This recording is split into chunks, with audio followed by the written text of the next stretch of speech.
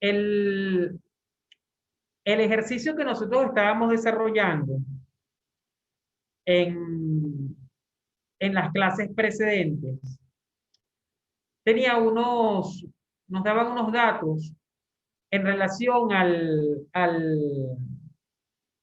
alineamiento principal y secundario. O sea, en relación a las coordenadas del center line para la vía principal y para la vía secundaria. Y asimismo se establecía las características de esa vía principal, de la vía secundaria y de la rampa que teníamos que desarrollar. Y entre las características, pues se encontraba entre los criterios de diseño estaba la velocidad para la cual se diseñó la rampa, o se va a diseñar la velocidad de diseño, disculpe, que va a tener la vía principal, la vía secundaria y la rampa, así como las pendientes longitudinales de la vía principal y secundaria, y dábamos también las secciones transversales típicas, incluyendo el peralte que iba a tener la rampa.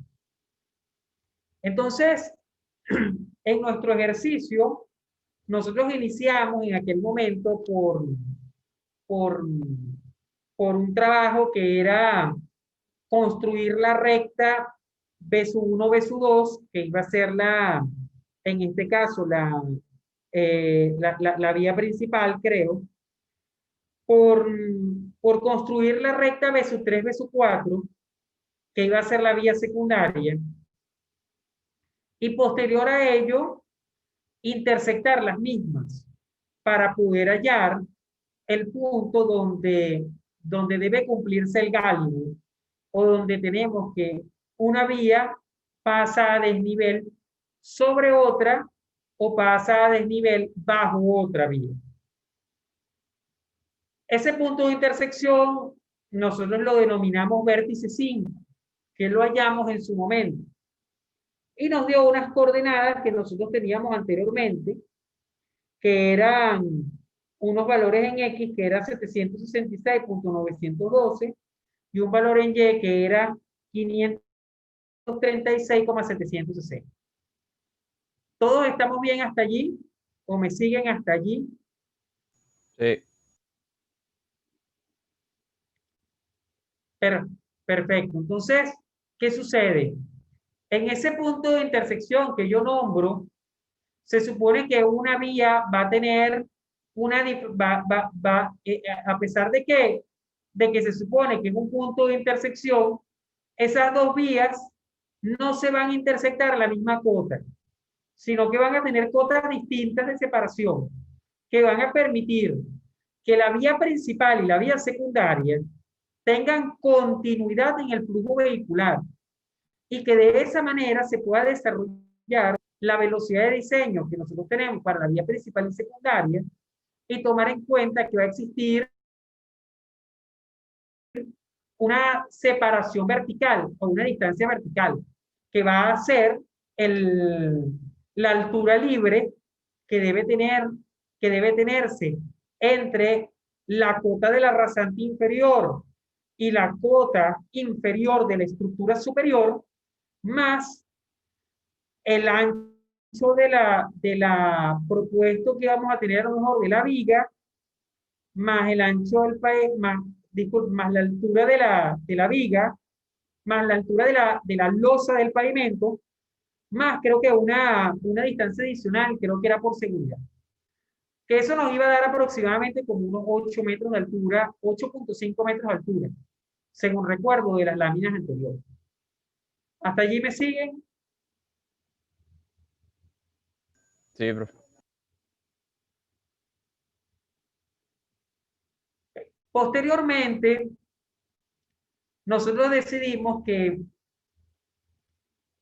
la rampa debería estar a una distancia desde el punto de intersección o debería iniciar a una distancia desde el punto de intersección. Entonces, ¿nosotros qué hicimos? Nosotros buscamos un vértice denominado para nuestro caso el vértice 6, que iba a estar a una distancia tal del punto de intersección que iba a permitir el desarrollo completo de toda la rampa en ese tramo. Entonces nosotros le dimos una distancia desde el vértice 5 al vértice 6, estando los dos sobre el center line de la vía que nosotros tenemos en cuestión.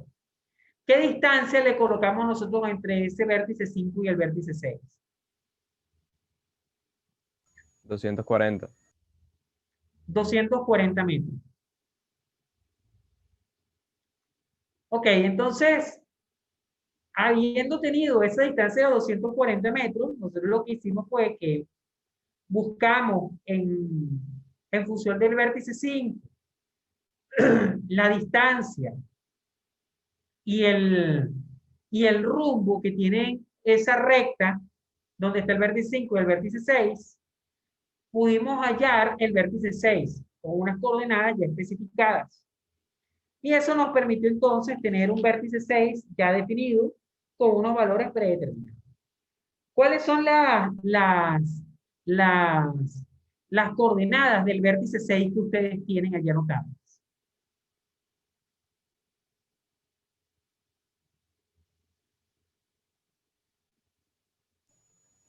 El norte es 776,154 y el este es 784,011. Perfecto. O sea, hasta allí íbamos bien, ¿cierto? Hasta allí todo se ha desarrollado de manera continua y estamos en un punto que entonces está a 240 metros del punto de intersección, pero todavía sobre el center line. Entonces, ¿qué hicimos nosotros? La rampa que nosotros vamos a tener es una rampa que es directa, que permite el giro a la derecha. Entonces, en ese caso, al ser una rampa directa que va a permitir el giro a la derecha, ella se va a desincorporar. El hecho de que sea directa va a implicar que se va a desincorporar e incorporar por el mismo lado hacia donde se realiza el movimiento.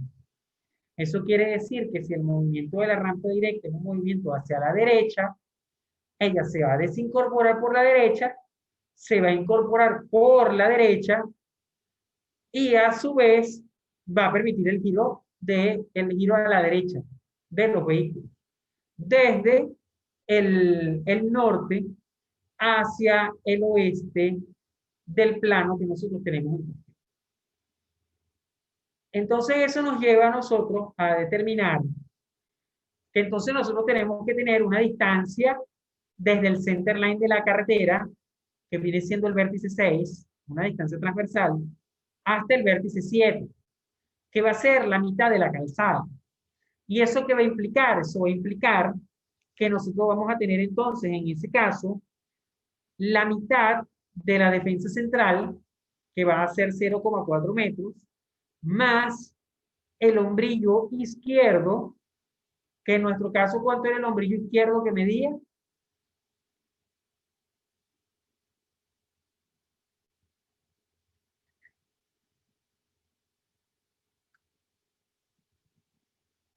¿Cuánto mide el hombrillo izquierdo de la sección transversal de la vía que nosotros tenemos en cuestión para ir del vértice 6 al vértice 7? 1 metro. 1 metro, muy bien. Y a su vez tenemos que esa vía tiene 2 canales de circulación y que cada canal de circulación va a tener 3,6 metros. Para lo cual, nosotros vamos a tener que entonces, la distancia que va a haber desde el center line hasta el extremo del lateral, van a ser entonces 8,6 metros. ¿Cierto? Sí. Posteriormente a esto, nosotros entonces vamos a tener que en ese vértice 7 que nosotros tenemos, ¿verdad? Se va a desarrollar el inicio de la rampa. O sea, la rampa en ese vértice 7 va a ser el 0 más 0,00 de progresiva, ese vértice 7. Y desde allí va a iniciar la rampa. Y esa rampa va a tener una distancia de transición, una distancia de desaceleración. Posteriormente va a tener la longitud de la curva que se va a desarrollar para ir otra vez, pero ya no una longitud de desaceleración, sino una longitud de aceleración a una longitud de transición para llegar a la vía secundaria. ¿Cierto?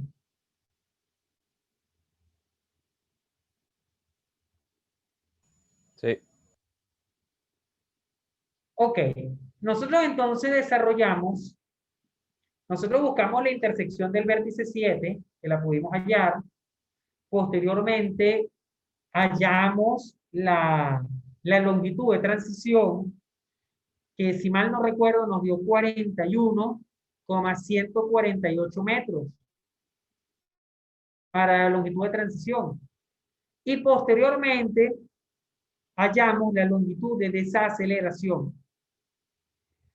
Y esa longitud de desaceleración creo que nos dio 90 metros, ¿cierto? Sí, 90.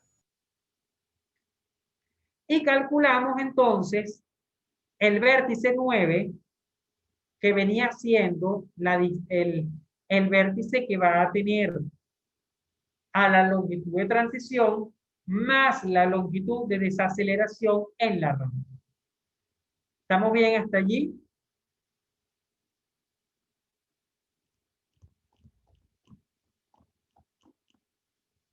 Todos los demás, aparte de Eliezer, han comprendido hasta donde estamos trabajando en el proyecto de la rampa.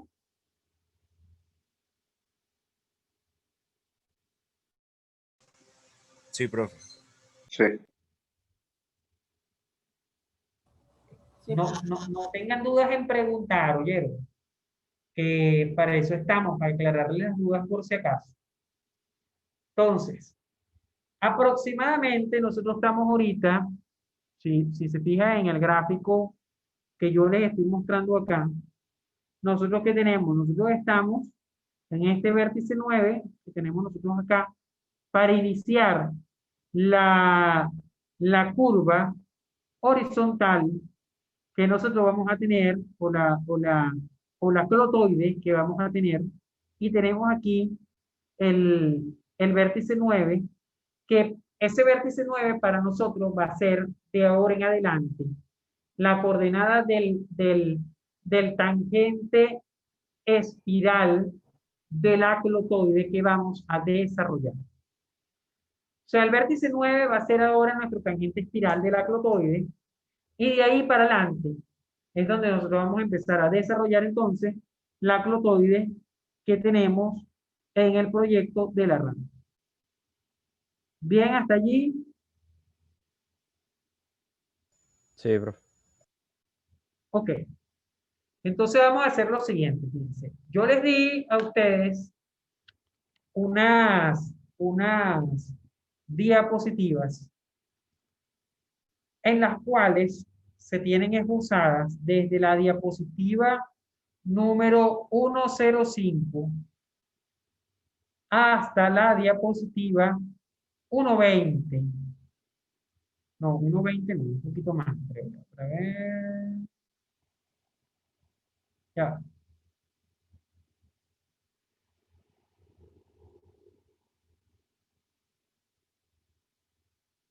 Sí, hasta la diapositiva 119.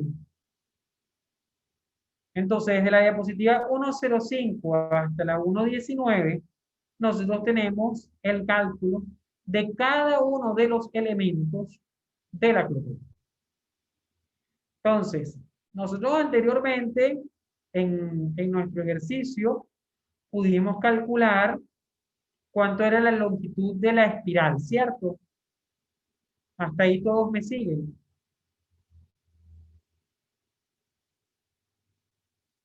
Sí. Sí, profesor. Ok.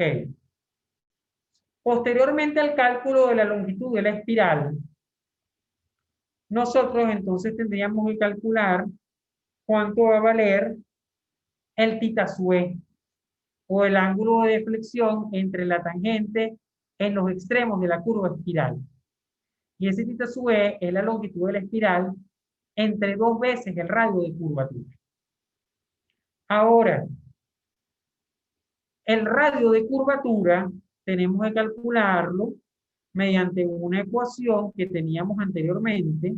Ya se la voy a dar, buscarla por acá.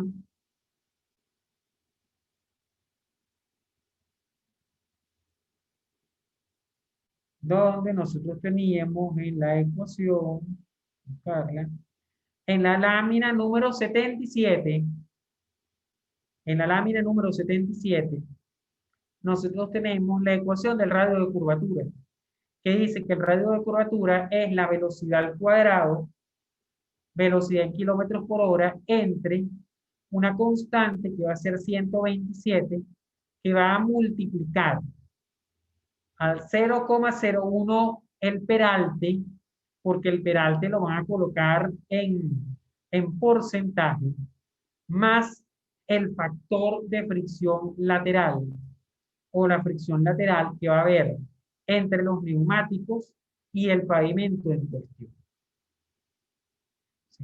Pudiéramos con esa ecuación entonces que les estoy diciendo, la ecuación de la lámina 77, determinar entonces cuánto va a ser el radio de curvatura que ustedes van a tener para el, el desarrollo de la, de la, de la clotoide que tenemos, por favor.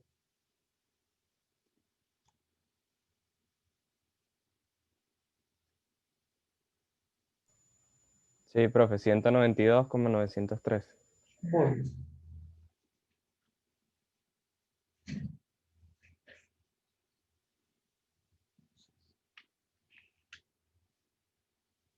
El radio de curvatura. 192, 913. 903.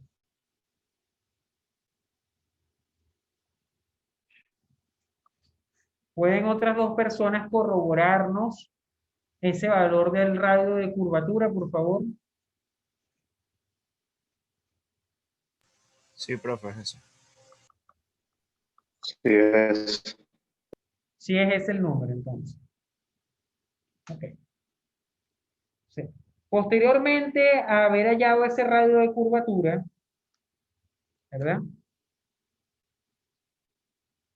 Nosotros podremos entonces, si volvemos a nuestro sistema de las ecuaciones que tenemos, ¿verdad? Podemos hallar entonces el tita e, porque tita e viene siendo la longitud de la espiral entre 2 veces el radio de curvatura, donde la longitud de la espiral está en metros, el radio de curvatura está en metros, y les va a dar un valor de tita sub e que va a estar en radianes, y que ustedes después lo van a transformar de radianes a grados, minutos y segundos. Si pudiéramos calcular entonces tita sub e a ver cuánto nos va a dar.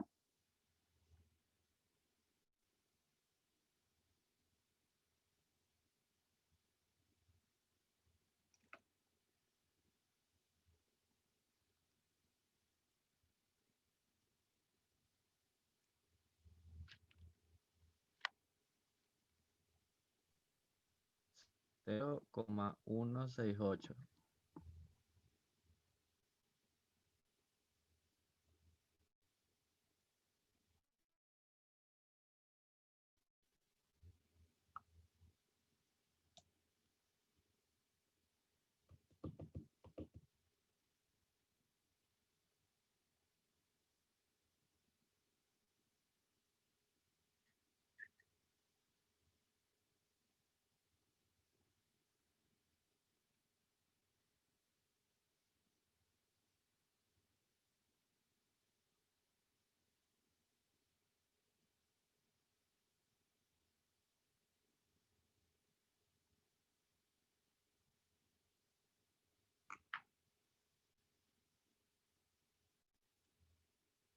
José Moreno, ¿me estás escuchando?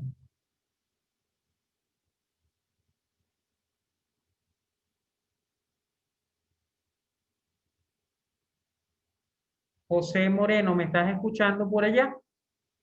Ah, sí, aquí está. En el chat dice que se me escucha. Ok. ¿Tú puedes calcularnos cuánto te da el Titasue en radianes, por favor? Y colocar aquí cuánto te da, por favor.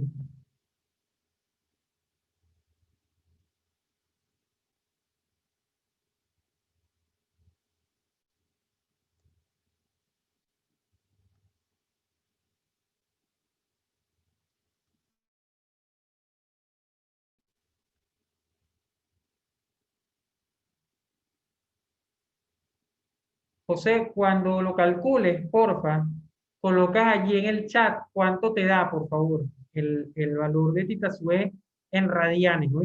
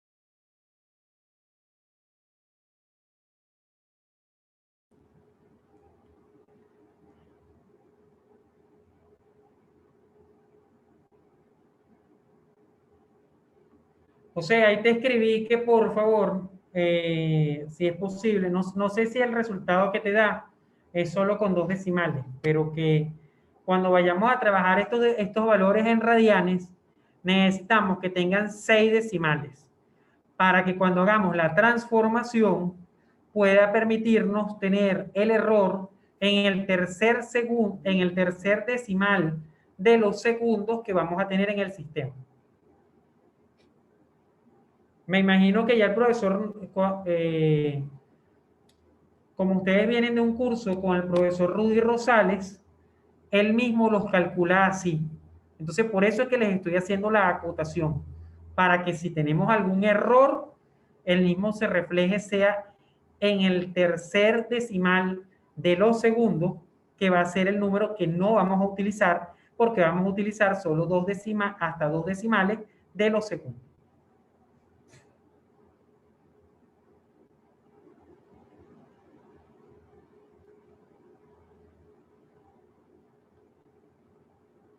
Da 2,95 exactos.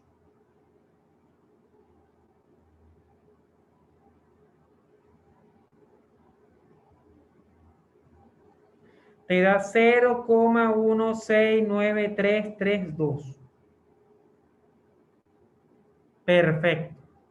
Ok. Entonces ese es el valor que vamos a tener nosotros en radianes. Petita sube, van a ser 0,169332 radianes.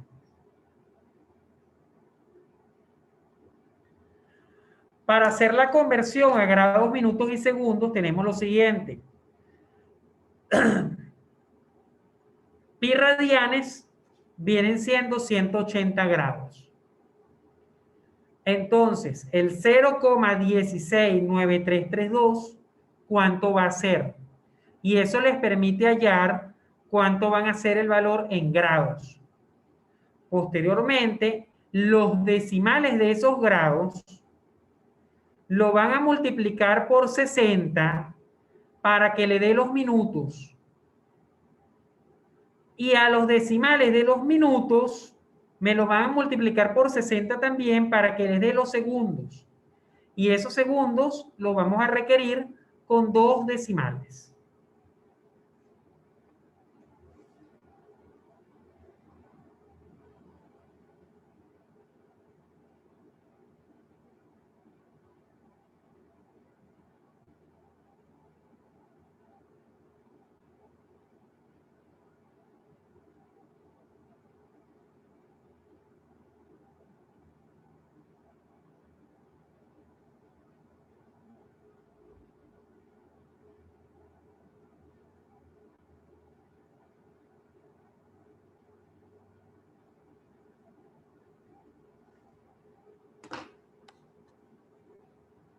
Yo saco aquí la cuenta. A ver cuánto me da eso. Y poder irle dando los resultados.